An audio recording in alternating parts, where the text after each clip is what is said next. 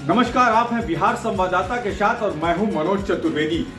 बिहार सरकार का जल संसाधन विभाग एक सफेद हाथी है। जी हां, ये कहना है जनसुराज के सूत्रधार प्रशांत किशोर का, और वास्तव में प्रशांत किशोर ये सच्चाई भी बता रहे हैं, क्योंकि बाढ़ हो या सुखाड़ हर समय जल संसाधन विभाग की ही जरूरत पड़ती है। लेकिन बिहार में कोई, आपको मैं बता दूं, जल जमाव विभाग नहीं है।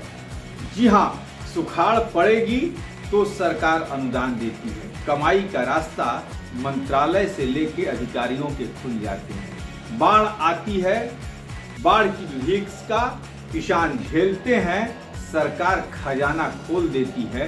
कमाई जो है वो अधिकारी और मंत्रियों की है। इसी कारण कोई भी सरकार आए, जल संसाधन विभाग वो अपने पास रखना चाहती है, ताकि जमकर पार्टी फंड से लेकर अपने लिए कमाई की जा सके। बड़ा संक्षेप में समझा रहे हैं प्रशांत किशोर बिहार के जल संसाधन विभाग के बारे में। दोनों में इंजन तो नीतीश कुमार ही थे, तो जब इंजन ही फेल है तो कोई भी डबल इंजन लगा लीजिए कि 4 इंजन लगा। जब पहला ही इंजन फेल है तो जितना डब्बा रहेगा सब उसमें गोल ही रहेगा।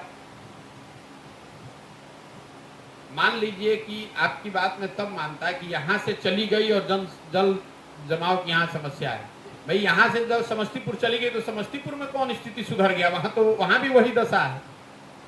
अगर ऐसा होता कि यहाँ पर जो योजना आई, जो कार्यालय खुला, वो यहाँ से चला गया, जिसकी वजह से यहाँ जल जमाव की समस्या है या नहर की समस्या है, तो मैं इस पर चर्चा करता। मैं आपको बता रहा हूं कि बिहार के ज्यादातर जगहों पर पूरा जल संसाधन जो विभाग है, वो जिसको सफेद हाथी कहते हैं, उसका काम ही यही है कि बाढ़ में पैसा कमाओ, फिर सुखाड़ में पैसा कमाओ, और दोनों से ना हो तो फिर जल जमाव में पैसा कमाओ। ये जल प्रबंधन विभाग नहीं है, ये जल कुप्रबंधन विभाग है। 50% जमीन बाढ़ से प्रभावित है, 50% जो बची हुई जमीन है या तो सूखे से प्रभावित है या फिर जल जमाव से प्रभावित है। ये सीवान के बाद की हालत है। सीवान से पहले जब जाएंगे आप सीमावर्ती चंपारण में, तो वहाँ जल जमाव के बजाय नदियों, जो नेपाल से नदियाँ आती हैं, वो नदियों के बहाव में जो परिवर्तन होता है रूप में, वो समस्या है। कुल मिला जुलाकर जो जल संसाधन है उसको वो यहाँ कमाने का सबसे बड़ा जरिया है। आप देखेंगे जो भी सत्ता में रहता है, चाहे जिस भी गठबंधन की सरकार रहे, लेकिन जो सत्ता में रहता है वो सत्ताधारी दल जल संसाधन डिपार्टमेंट किसी को नहीं देता है। वो जल संसाधन अपने पास ही रखे हैं, क्योंकि ये कमाने का, लूटने का सबसे बढ़िया विभाग है।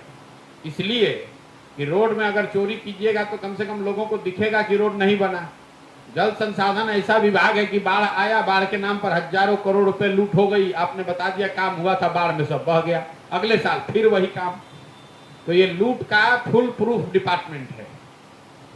हसनपुर अकेला नहीं है, और यहाँ पर वो कार्यालय आ भी जाएगा तब भी नहीं सुधरने वाला है। कार्यालय आ भी जाएगा तो वही दशा है। तो आपने सुना, ये थे प्रशांत किशोर, जिन्होंने बड़े अंदर तक की बात समझा दी बिहार के किसानों को, गांव की जनता को, कि ये सफेद हाथी किस तरीके का है। क्योंकि वास्तव में ये सच्चाई है।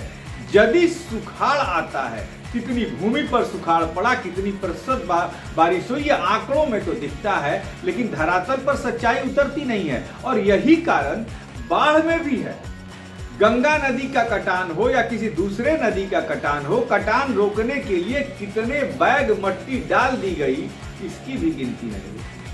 तभी तो बिहार के और भी 1-2 नेता कहते हैं कि कमाई का अड्डा है जल संसाधन विभाग, और विभाग में ऐसी कहावत है कि जो इस विभाग के मंत्री हैं वो चाहते हैं कि हर साल जो है बिहार में बाढ़ आए।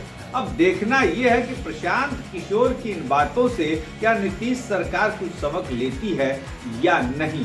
ऐसी तमाम खबरों के लिए आप बने रहिए हमारे साथ।